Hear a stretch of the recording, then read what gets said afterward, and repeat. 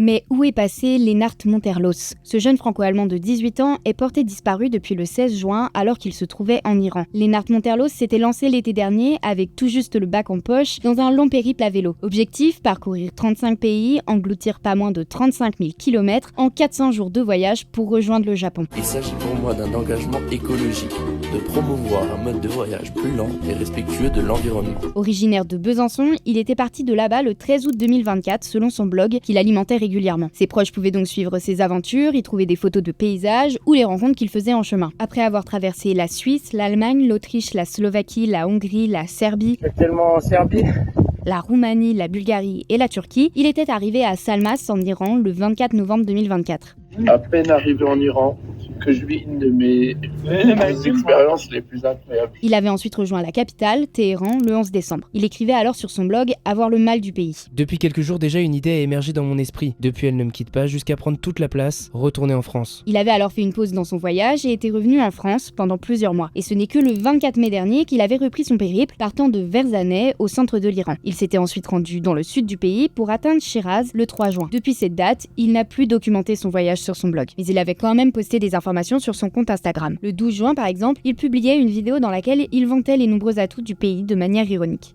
Et voici les 5 raisons d'éviter ce pays à tout prix. Déjà au niveau du temps, tu vas pas être gâté, il fait tout le temps mauvais.